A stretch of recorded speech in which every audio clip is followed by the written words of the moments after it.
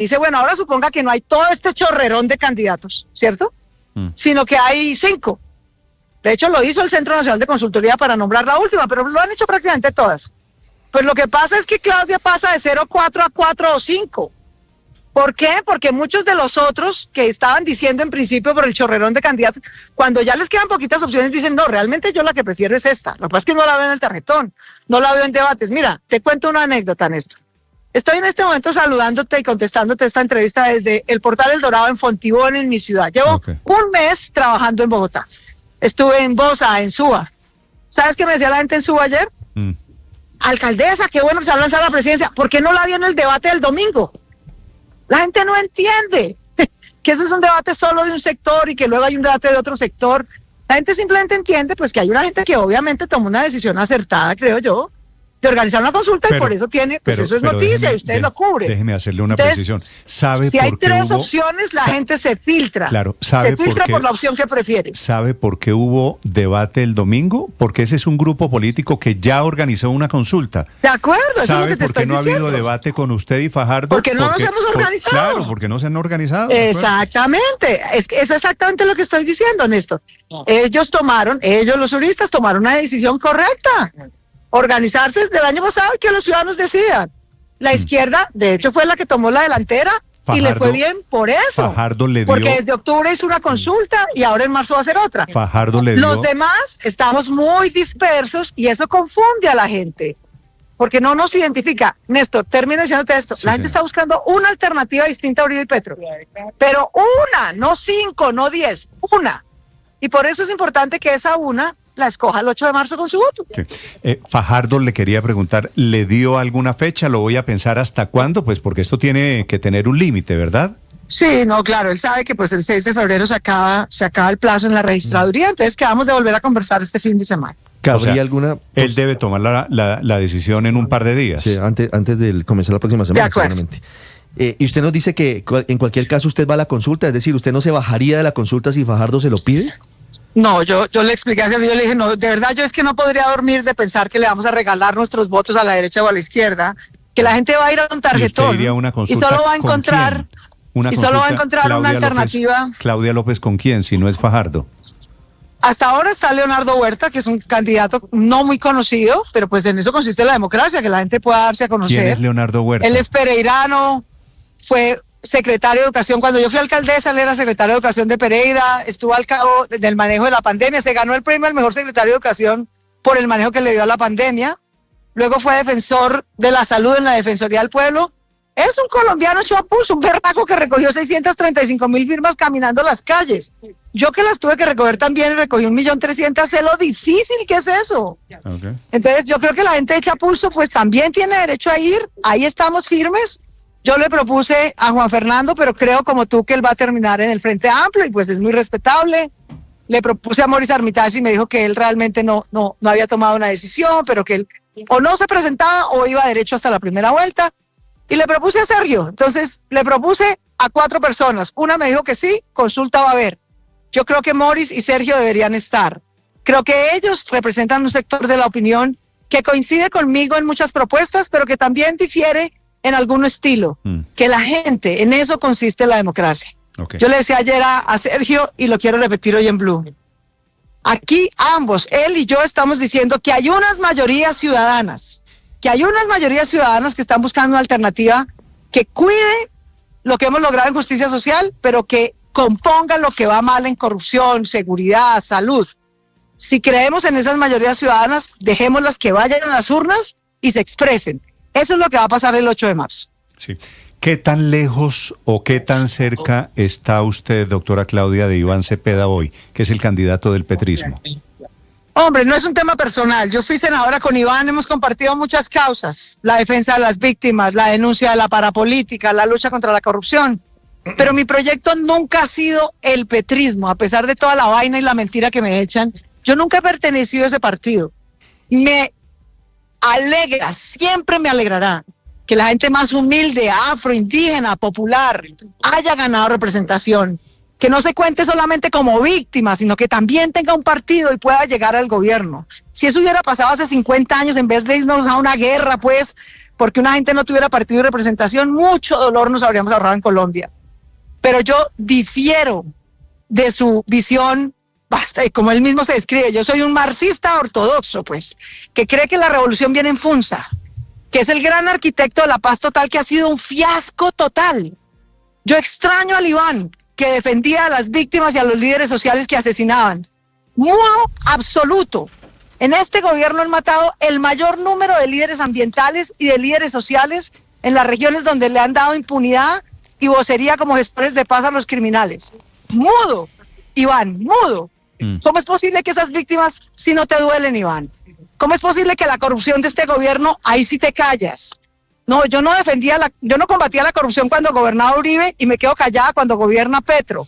Yo he defendido el bolsillo de la gente siempre, de Uribe, de Petro o de cualquiera que robe. Entonces, mi respeto a Iván, pero ese no es mi proyecto político. Yo creo que Colombia necesita preservar los logros sociales que hemos alcanzado, pero corregir. No es posible, es miserable que hayan destruido el sistema de salud como lo han hecho en este gobierno.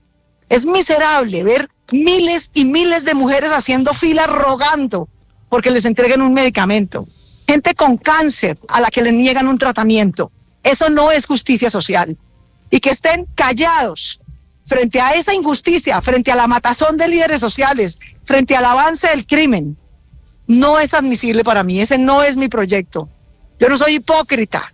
No ataco la corrupción cuando es un gobierno de derecha y no me callo cuando es un gobierno de izquierda. Yo defiendo el bolsillo de la gente siempre. Entonces, por lo mismo que no apoyo a Iván, pues tampoco apoyo a Paloma. Y con ambos tengo una gran relación personal, muy respetuosa. Con ambos compartí el Senado y de una manera muy respetuosa. Este no es un tema personal. Es una diferencia de qué tipo de país queremos construir, de qué prioridades tenemos. Y respecto a Paloma, Iván, lo digo con mucha claridad. Su primer trabajo sería la presidencia. Yo creo que el palo no está para cucharas.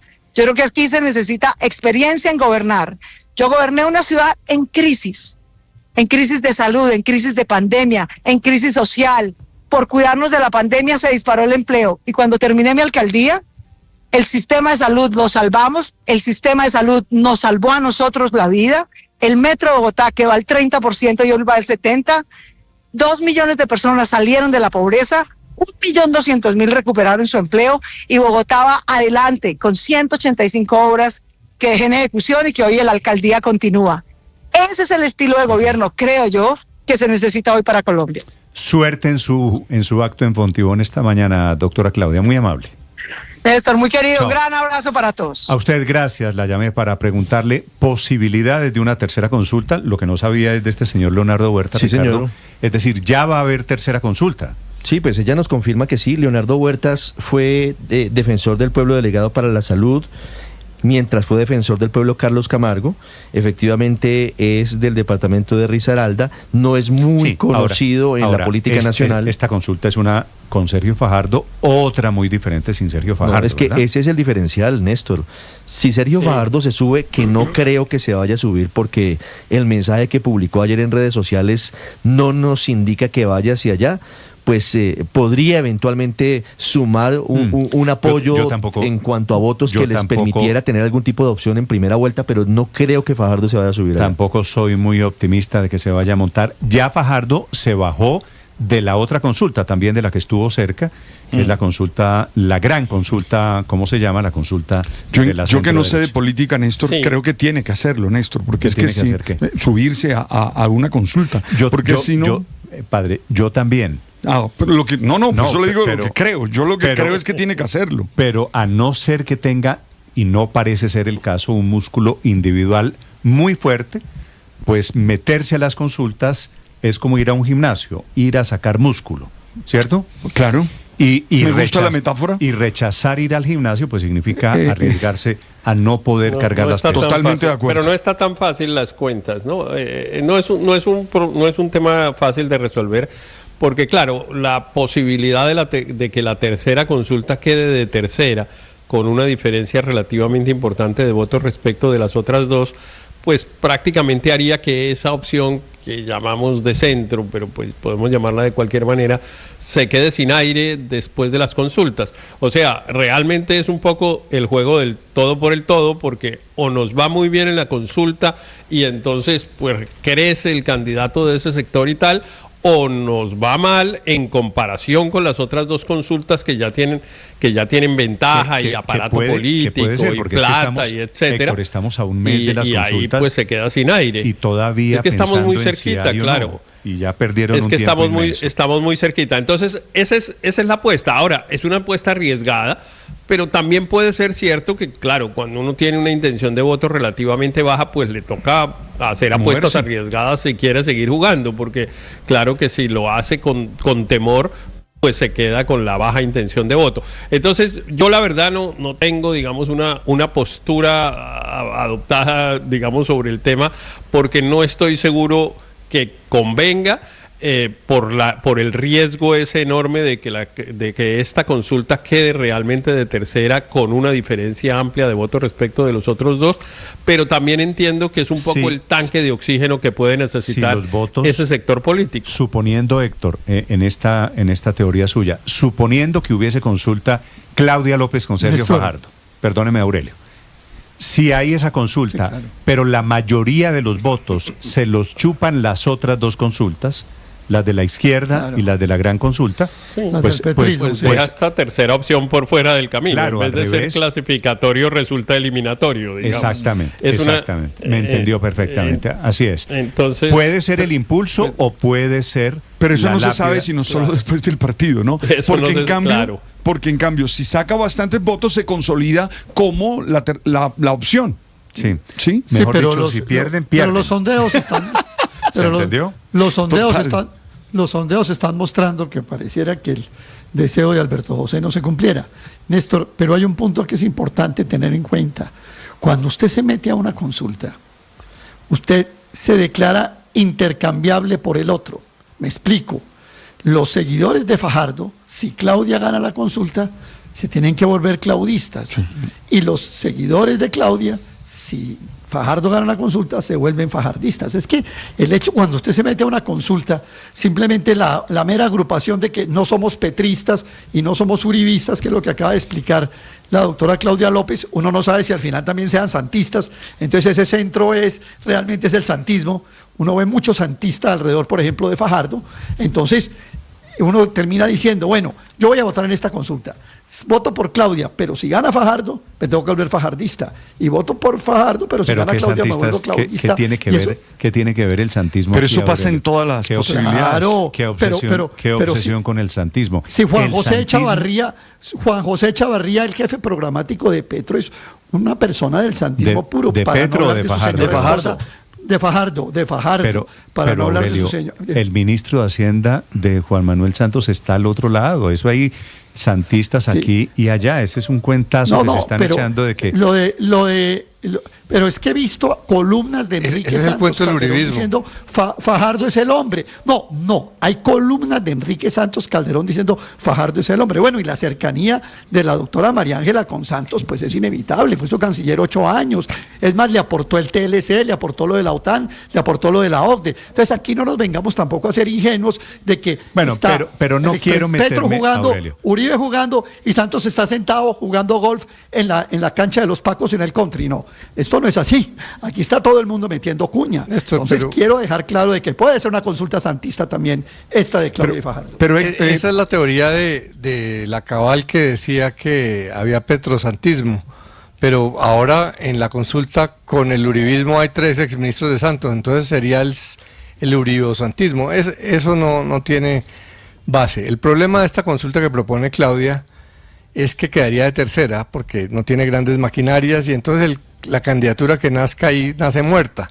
Hay otros mecanismos para juntar a Claudia y a Fajardo, porque es que para estos sectores es más fácil captar la votación de centro derecha y centro izquierda y centro en la primera vuelta.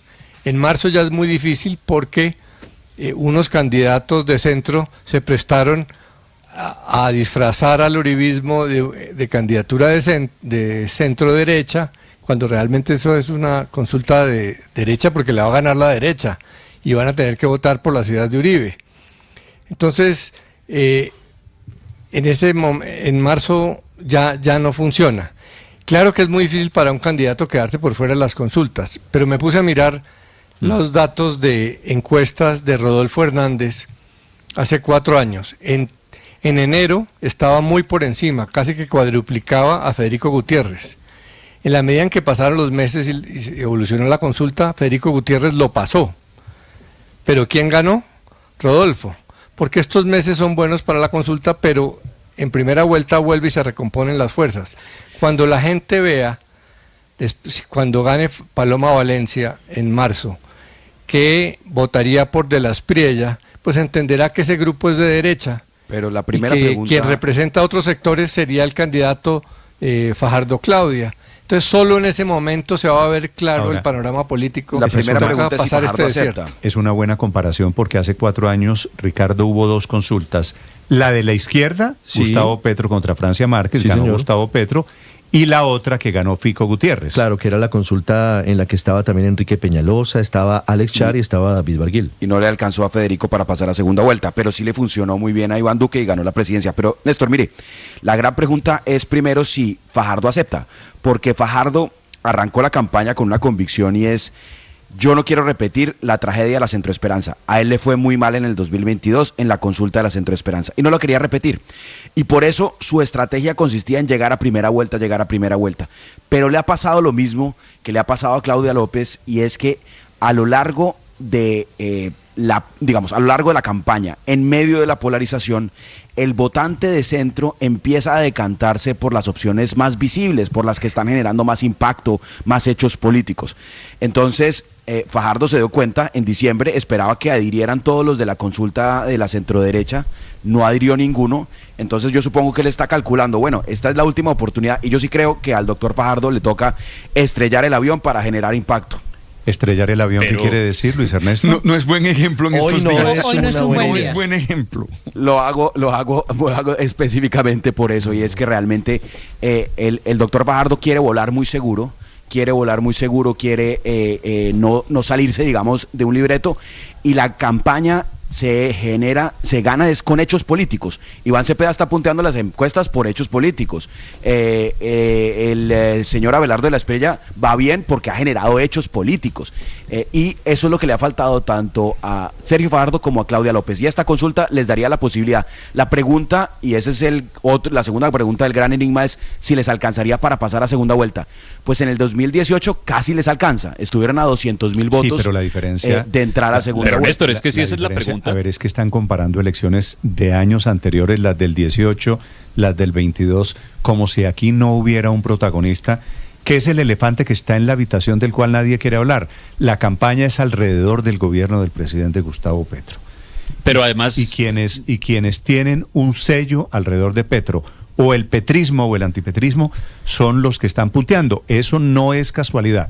Los escucho sobre posibilidades, sobre consultas, señor Andrés. Pero si la pregunta es si logran pasar a segunda vuelta, y por ejemplo, si esa es la duda que está teniendo Sergio Fajardo, esa pregunta tiene una respuesta, y es que hay casi 3 meses para hacer el esfuerzo.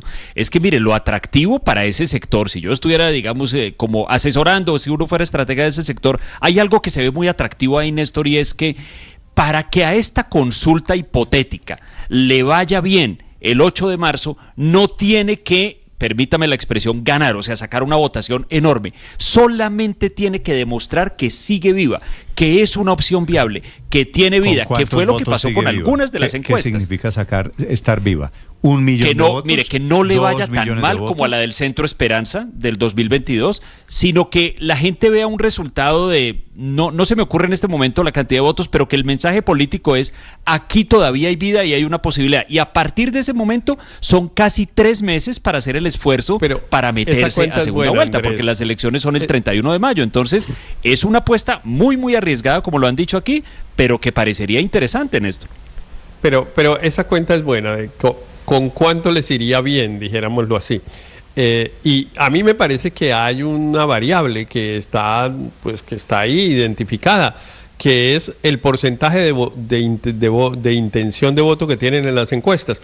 Pongamos, digamos, las encuestas han sido muy disímiles en relación con este sector político, pero digamos la última daba como la del Centro Nacional de Consultoría daba como 9-4 aproximadamente, Fajardo 9, Claudia 4.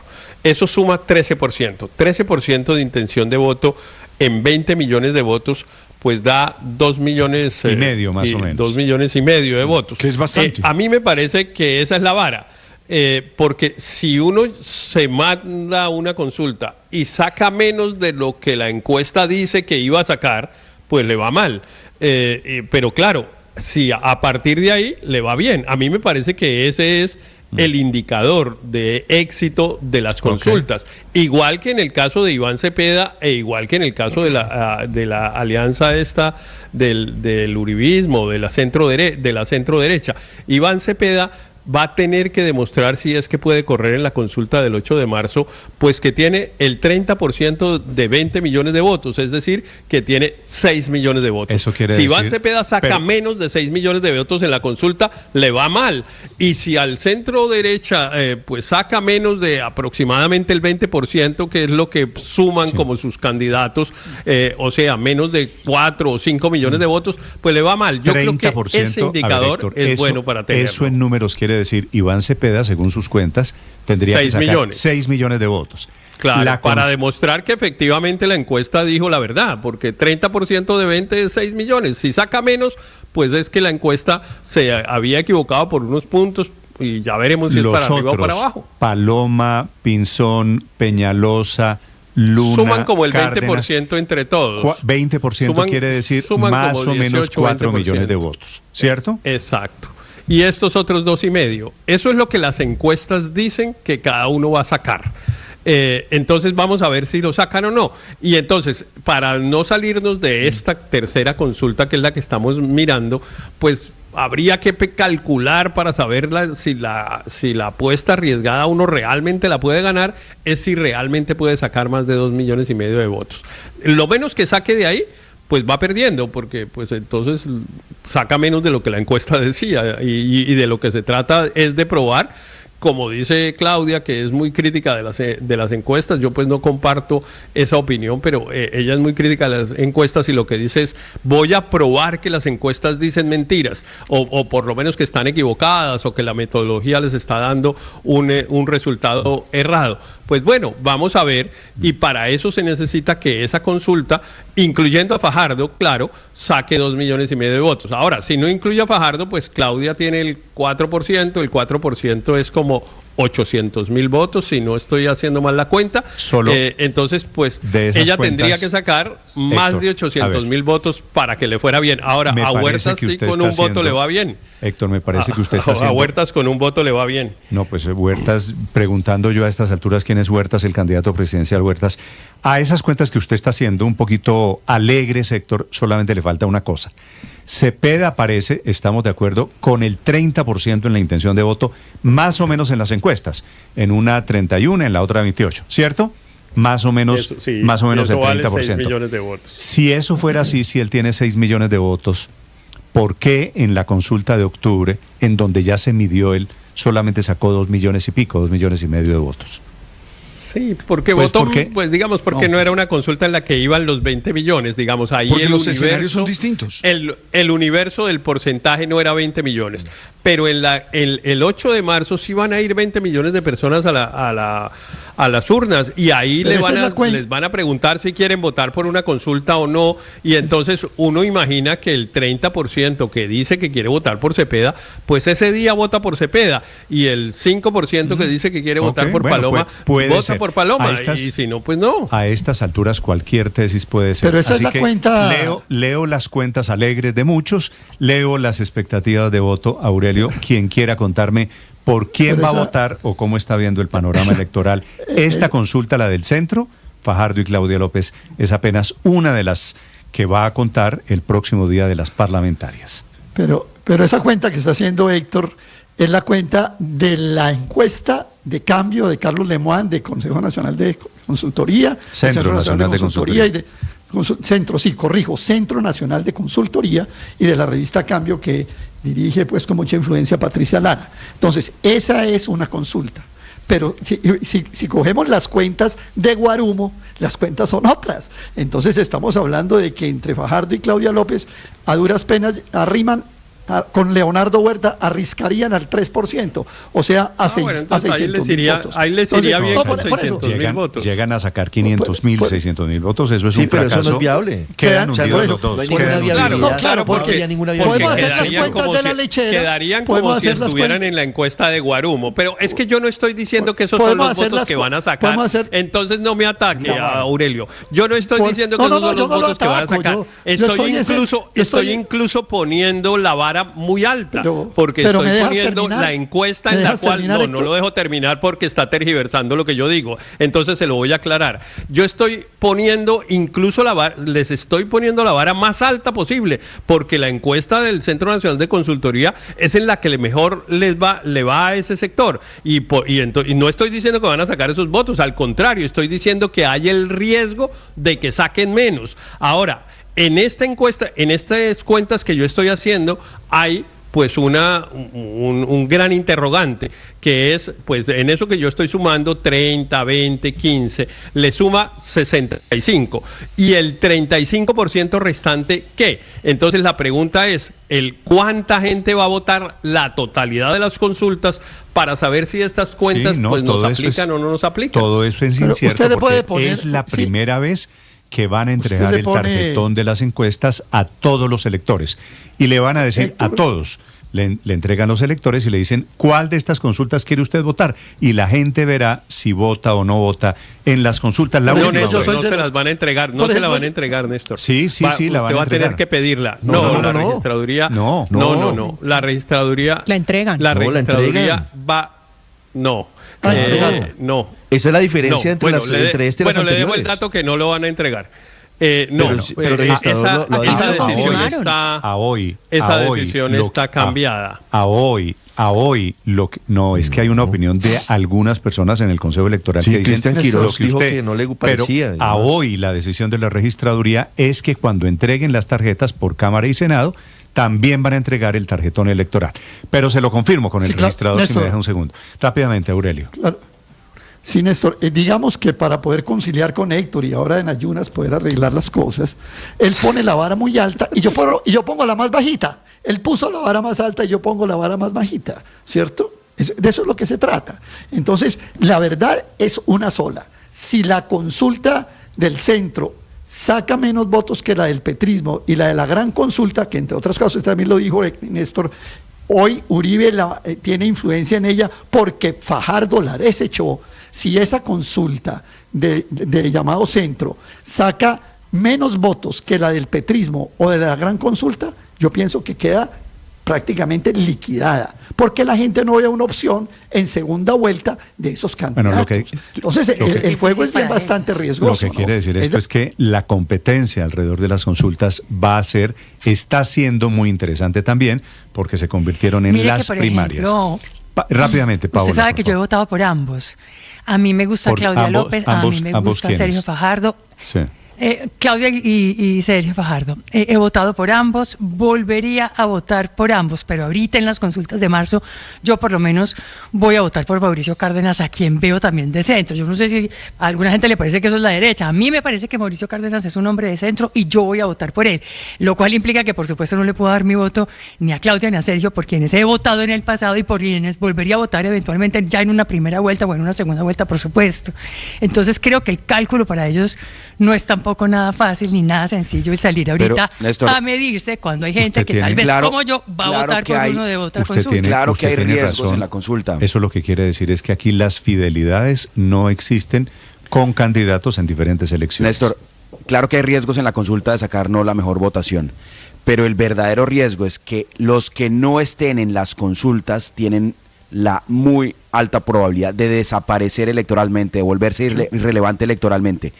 Los ciudadanos van a recibir todos el tarjetón y muchas personas que no saben por quién votar, pues van a encontrar una cara conocida en Claudia López, en Sergio Fajardo, y si ellos no están en ese tarjetón, como dice Claudia López, le van a terminar entregando ese voto a cualquiera de los dos extremos. Entonces, si el centro quería competir, pues tiene que competir. Paulatinamente se está recuperando la operación en el aeropuerto El Dorado, en todo el sistema aeronáutico de Colombia. 8:30 minutos en Mañanas Blue.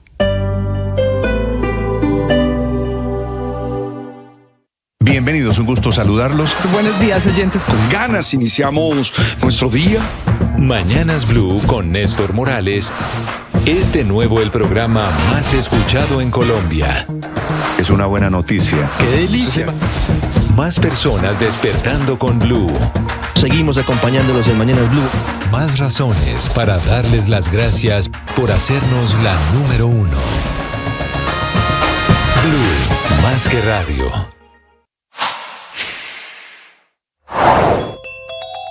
Recuerden la muerte de Jason Jiménez. La Aerocivil entregó el primer informe de ese accidente diciendo que alcanzó a despegar del aeropuerto de Paipa. 50 metros de despegar fue cuando se accidentó aparentemente contra una pequeña loma que había al fondo. El accidente descarta una falla estructural o sistémica, dice el reporte de la Aeronáutica Civil, refiriéndose al caso de Jason Jiménez y de su equipo de trabajo, accidente que fue ya el 10 de enero. No solo en Paipa o Catatumbo, desde anoche suspendieron las operaciones en el aeropuerto Palo Negro en Bucaramanga por fallas en las luces de la pista. En estos momentos de mal clima, por supuesto, cualquier condición técnica va a ser muy importante.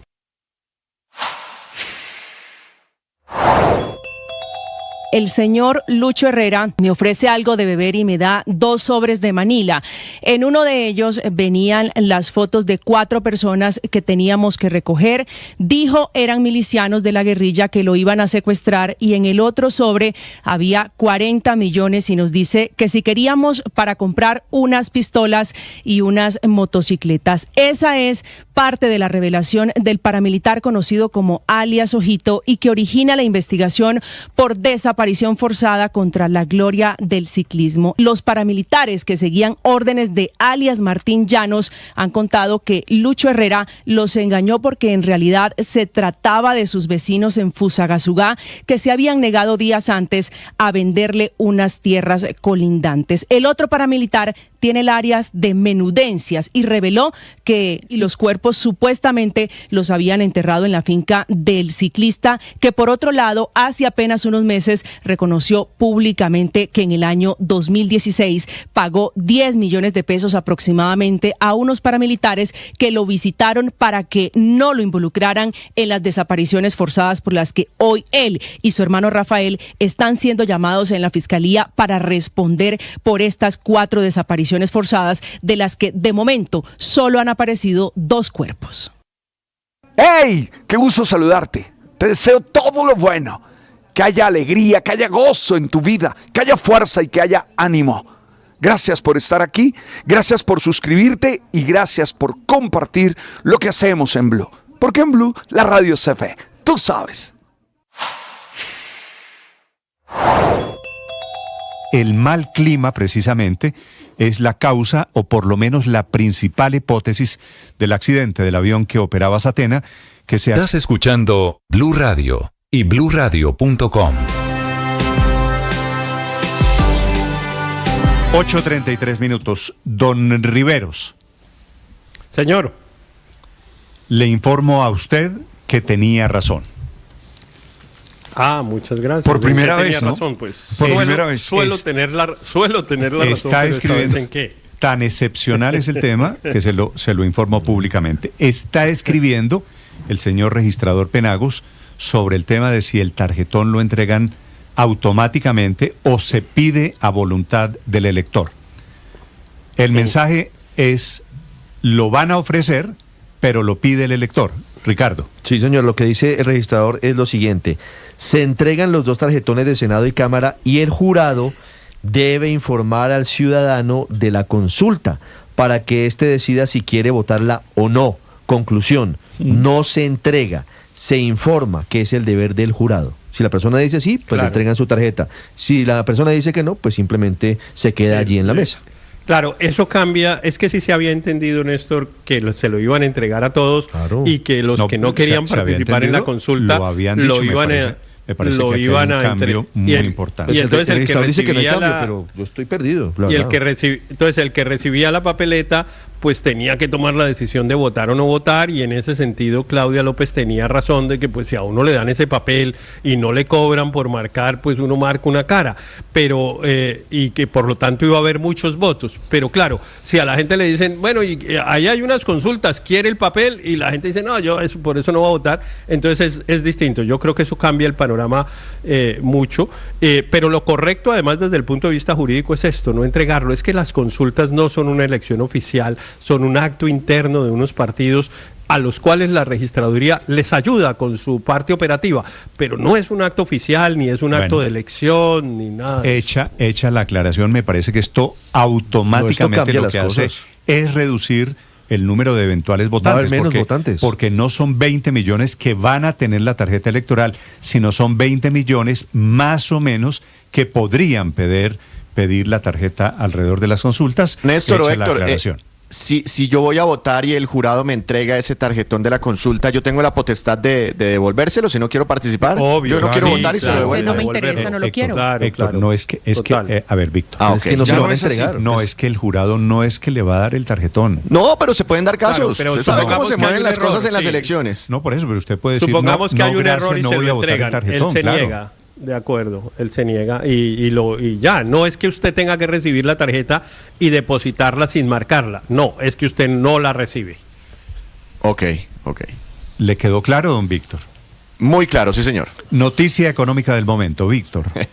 Varias noticias, Néstor. El Ministerio de Minas y Energía está publicando en este momento un borrador de resolución para sus respectivos comentarios que reglamenta el programa Colombia Solar, una política del gobierno que habilita la autogeneración de energía solar como alternativa al tradicional subsidio de electricidad que reciben los estratos 1, 2 y 3. Este es el programa que busca que muchos hogares de bajos ingresos produzcan su propia energía instalando, por ejemplo, paneles solares con apoyo gubernamental. En noticias empresariales, Unilever, propietaria de marcas muy reconocidas, ha firmado un acuerdo que está sujeto a autorizaciones regulatorias para vender su negocio de cuidado del hogar en Colombia y también en Ecuador a la peruana Alicorp. Entre las marcas que cambiarán de manos están Fab, 3D y Aromatel. En más noticias, se sienten ya los efectos de una medida del gobierno nacional que eliminó el arancel a las importaciones de hilos, tema que debatimos el año pasado con profundidad aquí en Mañanas Blue. A raíz de esto, Fabricato anuncia el cierre de su hilandería, que es una noticia que se la está contando al portal Valora Analítica. 180 personas que trabajan en esta unidad de negocio están en riesgo. Recordemos que en su momento el gobierno priorizó al sector confecciones para que puedan producir con menores costos frente a los productores de hilos. Otro dato, el Comité Autónomo de la Regla Fiscal tiene nuevo presidente. Después de 2 años deja el cargo Astrid Martínez, aunque seguirá siendo parte de este comité de expertos, pero la presidencia ahora la asume Juan Carlos Ramírez, economista y doctor en economía, fue director de Planeación Nacional, fue embajador en Jamaica, entre otros cargos en el sector público. Y a propósito de movimientos, el emblemático Augusto Solano deja la presidencia de Azocolflores, el gremio de los floricultores, tras 25 años en el cargo, uno de los líderes que más tiempo ha durado al frente de un gremio, 25 años. En mercados, el dólar, Néstor, está subiendo 2 pesos, cotización promedio 3.667 pesos, pero es protagonista el petróleo de referencia Brent, que ha venido escalando, subiendo con fuerza en los últimos días, llega otra vez a los $70 por barril por primera vez desde septiembre del año pasado, ante las tensiones entre Estados Unidos e Irán, y por esta misma razón, sumada a otros elementos, sigue imparable el precio del oro, Néstor. Ya está superando en este momento por primera vez los $5.500 por onza, prácticamente en un año ha duplicado su valor el oro. 8 de la mañana, 39 minutos. En España hay en este momento un operativo contra redes de trata de blancas, de prostitución. Acaban de liberar a 27 mujeres, la mayoría colombianas, inclusive menores de edad entre las liberadas. Enrique Rodríguez, en Madrid.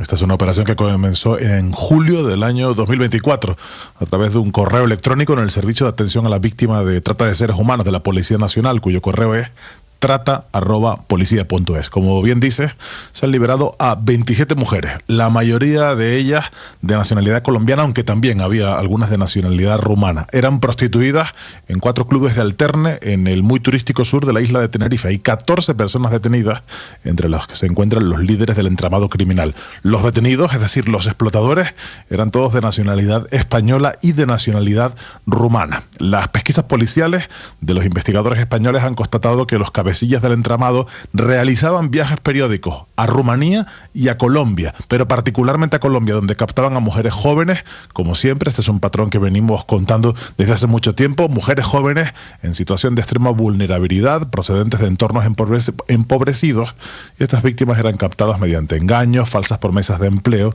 y expectativas de una vida mejor. Una vez aquí, en territorio español, eran obligadas a pagar una deuda que supuestamente tenían con la organización, y de paso eran obligadas a mantener servicios sexuales ininterrumpidamente los 7 días de la semana sin descanso, y además eran forzadas no solo a ejercer la prostitución, sino también a consumir todo tipo de drogas para que se inhibieran y pudieran realizar esas actividades. Por último, la policía ha constatado en esta operación, que ha realizado conjuntamente con el Servicio de Vigilancia Aduanera, que entre las liberadas había varias menores de edad, entre ellas una que tenía 16 años, Néstor. Estás escuchando Blue Radio. Es un gusto saludarlos en este amanecer. En Blue celebramos una noticia que nos encanta escuchar. Aquí seguimos conectados con ustedes. Somos de nuevo la emisora hablada más escuchada en Colombia. Con la pizca de humor para nuestra dura realidad. Seguimos conectando con millones de ustedes todos los días. ¡Bravo! Gracias por hacernos la número 1. Blue, más que radio. Hola mi gente, les habla Cheito, sí, volví a Blog Deportivo y aquí estoy de 2 a 4 de la tarde en Blue Radio. No te lo pierdas en nuestro canal de YouTube. En las últimas horas hubo novedades desde el Capitolio en Washington. Anuncia el secretario de Estado Marco Rubio que no de momento, dijo él, no planean operaciones militares ni van a presionar elecciones, que la transición se toma un tiempo. Lo dijo en el Capitolio hablando en una audiencia sobre 8 de la mañana, 42 minutos, anuncia el presidente Petro desde sus redes sociales que le pide rectificación al British Medical Journal, que fue la revista científica que esta semana publicó un artículo sobre el sistema de salud en Colombia, totalmente colapsado, según el artículo, por cuenta de la política pública. La tesis del presidente, también aclaraciones del ministro de Salud, Camila, es que van a trasladarle, me imagino, este documento que ellos van a hacer su propio artículo con sus cifras, es lo que dice el presidente Petro en resumen. Esperando que se lo publiquen en Londres. Sí, señor, es un extenso mensaje del presidente de la República, Gustavo Petro, en redes sociales, que se suma al comunicado de 4 páginas del Ministerio de Salud, un comunicado en el que dice el gobierno que este informe, este editorial, esta nota publicada en la revista científica es con fines políticos. Bueno, no es editorial porque técnicamente no es un artículo de opinión. Sí, lo que pasa es que la revista está dividida en lo científico, lo editorial y lo de opinión, y esto está en la última parte de esa edición. Lo de opinión no, lo periodístico, que es diferente a lo de opinión. Esta no es la opinión. Que no es científica, no es un artículo científico, es un artículo periodístico que se hizo en Colombia después de hacer la revisión de las políticas públicas que tiene el país sobre el sistema de salud. No es científico, sino periodístico. Y el presidente Petro dice entonces que Colombia va a enviar sus cifras para que el medio las publique y que pide que lo hagan a modo de rectificación. Esta mañana consultamos al periodista que ha vivido en Colombia, que hizo el informe y que se llama Luke Taylor. Él ha dicho que no le va a responder al presidente Petro a través de redes sociales ni en medios de comunicación, pero que prepara un episodio, un número 2 de la publicación, es decir, una nueva publicación a propósito de toda la polémica sobre las cifras y sobre lo que ha escrito del sistema de salud, que, Néstor, se resume en una frase: en citar a las asociaciones médicas, en citar a las EPS, en citar a exministros, todos diciendo que la UPC no alcanza y que por eso el sistema de salud en Colombia está en crisis. El artículo lo que dice es que de cada 100 pesos que recibe una EPS se gasta 109. El artículo dice muchas cosas, entre otras que teníamos un buen sistema de salud, que era el número 2 en América Latina, que tenía cobertura de más del 99%, que había que mejorarlo, pero no como lo intentaron mejorar, y que es la política, la interpretación, la ideología lo que ha derivado en esta crisis alrededor del sistema El presidente de salud. Petro, en la versión que prepara para enviar al medio junto al ministro de Salud, lo anticipa en su largo trino anoche, dice el presidente que el sistema de salud en Colombia, en su gobierno, ha cambiado y ha mejorado porque ahora la plata no se la roban las EPS, que incluso el de hoy en Colombia se puede comparar, y esto se lo voy a leer entre comillas, está a la altura de un sistema de salud como el de Inglaterra. Va a tener que hacer malabares el gobierno si quiere demostrar que los problemas que hay hoy, que los admite este documento del Ministerio de Salud publicado ayer, en retrasos en la entrega de medicamentos, en el cierre de servicios hospitalarios, en unidades neonatales, dice, son consecuencia exclusiva del gobierno. Digo, va a tener que hacer malabares porque no existían, no eran tan graves antes del gobierno. Claro, y hoy el gobierno, se han Néstor, agravado. administra el 60% de la plata que tiene el sistema de salud Pues a través de la intervención.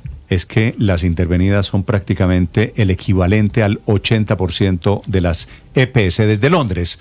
Sobre el sistema de salud, sobre las posibilidades de una rectificación, Silvia. Néstor, a ver, la revista British Medical Journal es una revista científica que depende exclusivamente de la Asociación de Médicos del Reino Unido. Está ahí los médicos y los estudiantes de medicina. Y hay que entender la revista. La revista tiene 3 secciones. Una sección editorial, que es la sección de opinión. Una segunda sección que se llama Spotlight, que es donde enciende las luces. El foco, ponen el foco en un tema que les llama la atención, y en este caso fue ahí, en la investigación periodística, donde iba este artículo, que es el artículo que se titulaba Cómo la política destruyó el modelo de sistema de salud de Colombia. Y después vienen las investigaciones científicas que se publican. Lo que ocurre es muy simple rectificar en la revista. El método está establecido claramente. La rectificación es posible y se tiene que mandar a través de la propia página web. Hay una sección que se llama Contáctenos, y la revista tiene historia de rectificaciones, específicamente rectificaciones cuando criticó una política de Estado, y esa política de Estado, los datos que dio, los datos cuantificables, no de opinión, sino que los cuantificables no eran correctos, o la metodología fue equivocada. Y ocurrió, por ejemplo, con el impuesto al azúcar que puso el Reino Unido. Ellos tuvieron que rectificar porque habían dicho que iba a bajar el consumo en un 10% y solo lo bajó en un 3%, y tenía que ver con la metodología que habían utilizado. Lo que sí dice la historia, los que han revisado las rectificaciones, es que las rectificaciones solo son las científicas. Cuando hay un reportaje de opinión, cuando hay una editorial o hay un reportaje periodístico, la revista nunca ha rectificado. Y hay otra cosa que te quiero decir, Néstor. A mí siempre me ha llamado la atención, por ejemplo, otras revistas como El Economist, que critica sistemáticamente al gobierno colombiano, tanto durante el gobierno del presidente Gustavo Petro como durante los gobiernos anteriores. Siempre ha tenido una visión crítica. La verdad es que nunca nadie de los gobiernos colombianos ha pedido rectificación o ha enviado cartas. De hecho, yo cada vez que leo un artículo sobre todo en este gobierno, en artículos durísimos sobre el gobierno del presidente Gustavo Petro, al número siguiente voy a la sección de cartas a buscar la respuesta del gobierno colombiano, y nunca la hay. Por lo tanto, quisiera ver esa rectificación que van a presentar al British Medical Journal, porque de otros países, Argentina, el gobierno de Milei, como los gobiernos de los Fernández, de los Kirchner, contestaban. Ecuador contesta, Chile también he visto muchas respuestas, España jamás deja pasar un artículo sin contestar a la semana siguiente, pero Colombia, y específicamente el gobierno de Gustavo Petro, que yo he revisado sistemáticamente la revista The Economist, nunca han tenido una carta pidiendo rectificación o corrigiendo o dando sus propios datos, Néstor. Estás escuchando Blue Radio. En las últimas horas hubo novedades desde el Capitolio en Washington. Anuncia el secretario de Estado Marco Rubio que no de momento, dijo él, no planean operaciones militares ni van a presionar elecciones, que la transición se toma un tiempo. Lo dijo en el Capitolio hablando en una audiencia sobre la situación de Venezuela y del futuro de Venezuela, en donde habló efectivamente de transición hacia la democracia. Una audiencia en la que empezó confesando que antes del 3 de enero tuvo múltiples intentos para que Maduro dejara el poder, pero que es un dictador con el que no pudieron hacer ningún acuerdo. Rubio dice que el problema es que en Venezuela había un régimen que apoyaba militar y energéticamente, se refería por su... Creemos que es el movimiento político que fundó el actual alcalde de Medellín, que es Federico Fico Gutiérrez. Acaba de hacer oficial su apoyo a la candidatura de Abelardo de la Espriella, que se están desgranando, como estamos en la parte final de esta campaña electoral, no son los únicos, los apoyos. No son los únicos, Néstor.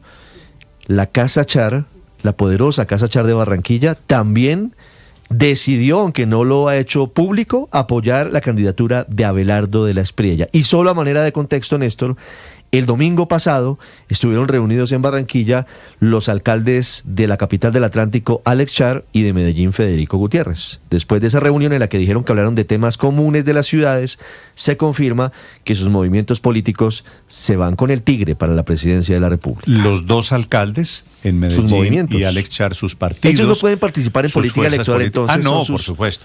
Son otras personas. Son los movimientos políticos los que están detrás. Camila Gaviria es concejal en Medellín y presidenta de este movimiento Creemos. Concejal Gaviria, buenos días.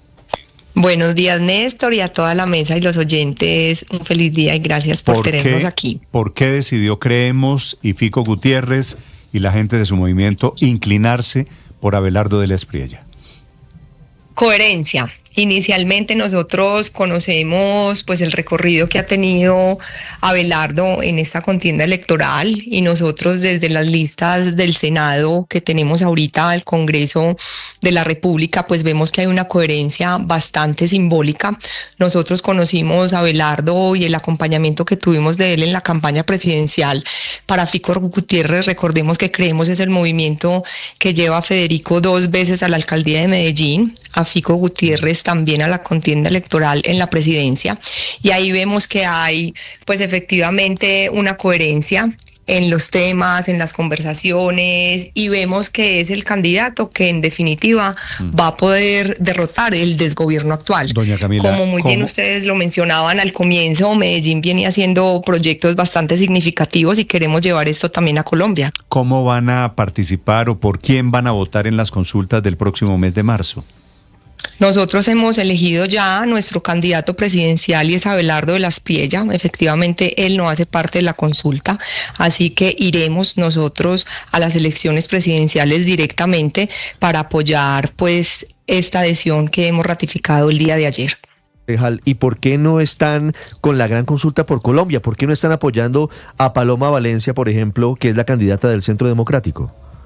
Nosotros hemos definido que quien tiene la posibilidad hoy de derrotar el desgobierno actual es Abelardo de la Espriella y hemos tomado esa decisión y nos vamos por ese camino con nuestros candidatos también al Congreso, que serán quienes van a esa contienda el 8 de marzo. El 8 de marzo vamos a invitar a la gente a votar por Creemos, ese movimiento que ha permitido que Fico Gutiérrez hoy pues haya sacado a Medellín de ese desgobierno también que teníamos. Tenemos ya una experiencia, Medellín ha sufrido bastante con esta administración anterior y nosotros pues aquí desde la ciudad hemos vivido toda esta problemática que tiene más de 40 imputados ya respondiendo por todo lo que pasó en Medellín con la corrupción que se evidenció y no queremos que le pase esto al país. Entonces la experiencia nos ha permitido determinar y definir que tenemos que tener directamente un candidato que va a poder derrotar en las elecciones al candidato del desgobierno. Sí. ¿Cómo es el tema de las listas a Senado y Cámara, concejal? ¿Cómo va a funcionar? Así es. Con